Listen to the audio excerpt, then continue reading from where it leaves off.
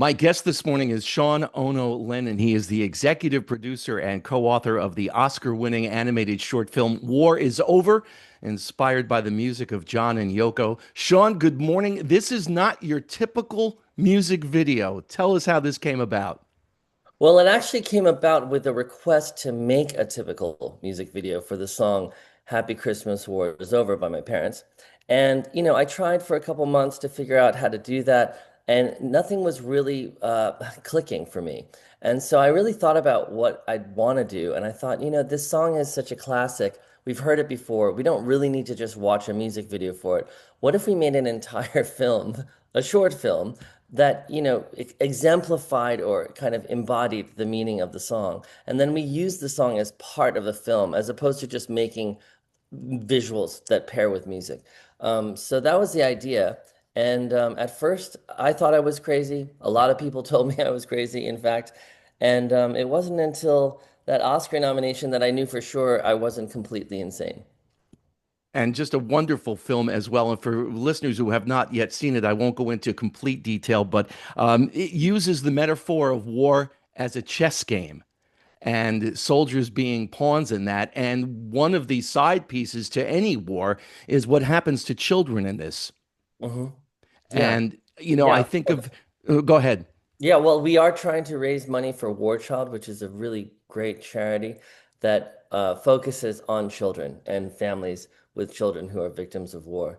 So hopefully we can raise a little money for the holidays. It's always a really good time to give back to people.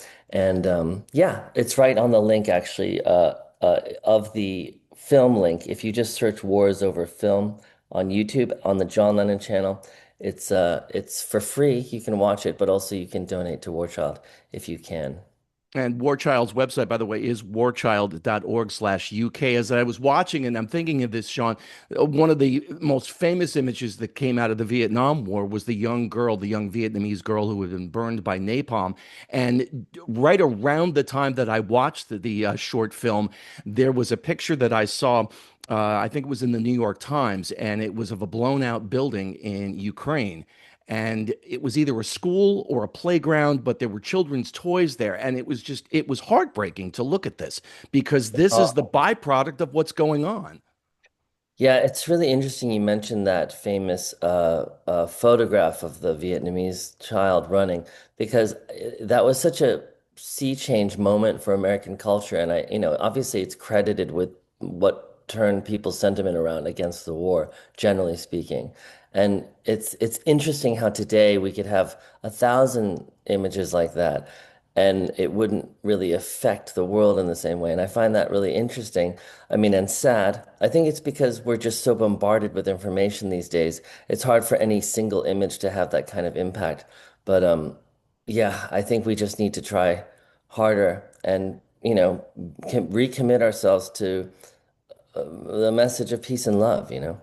Which is something that your parents were so committed to. I remember vividly seeing the billboard in Times Square adjacent to the military recruiting center in December of 1969.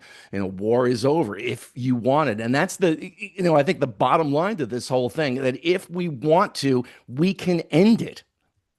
Yeah, and I really think that my dad at the time believed that we were going to evolve as a human race and move beyond violence as a means to solve disputes and problems. And I think he'd be really sad and surprised, as we all are, I think, that the world is as divided as it is within each country and between countries. It seems like, there was a time when we were coming together and, kind of globalizing our economies and our cultures, and now it seems like we're almost balkanizing, and it's pretty sad. And that's why I do think the message of this film is important. I mean, I don't want to get pretentious about it because obviously it's just a little cartoon, but it's something at least, and I think it's appropriate for the holidays. I think it's a good way to talk about war with your kids, and it's also a good vehicle for raising money for a really important charity. There's an accompanying children's book as well to all of this as part of the project. Hmm. Yeah, well, actually, the film had some success in getting this Academy Award, so we thought we could take the artwork from the film and adapt it to a book, to a children's book version, which actually I think is really sweet. Um, and again, the point of the children's book version is especially to give parents an opportunity to have a conversation with their kids about war because they're going to hear about it on the news and they're going to hear about it from people at school or whatever. And I think it's important that parents have a vehicle with which they can, open that door and talk about a difficult subject, but hopefully in kind of a fun way because you're just reading a little cartoon book. And I think it's beautifully drawn.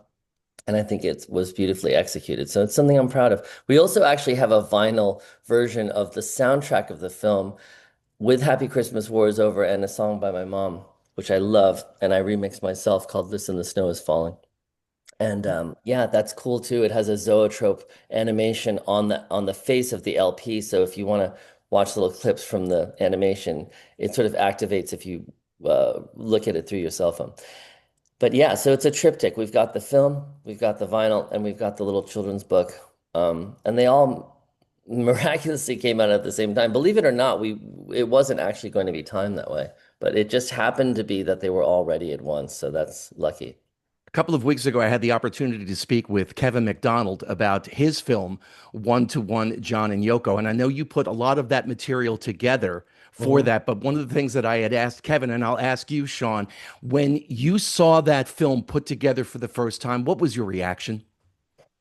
Honestly, I was really impressed and pretty much blown away. I did work on the audio side of the film, and I was sort of a producer on the film. But it was really Kevin McDonald who had the vision for it. And he initially, we had wanted to just do a live concert film about the last concert my parents played at Madison Square Garden. But as Kevin dug through the archives and realized that we had these phone calls that they'd recorded of themselves in the 70s, my mom and dad, just daily conversations, he thought that he could sort of use that as a vehicle for telling a bigger story. And he did. And he did an incredible job. And it's not something I would have thought of on my own. So I was actually really blown away by what he did. The film War is Over, inspired by the music of John and Yoko, and you can see it on YouTube. It's on the John Lennon channel, the Beatles channel, and possibly one other as well. And you can get the information on War Child at warchild.org/UK. Sean Ono Lennon, thank you so much for your time this morning. My pleasure. Thanks for having me.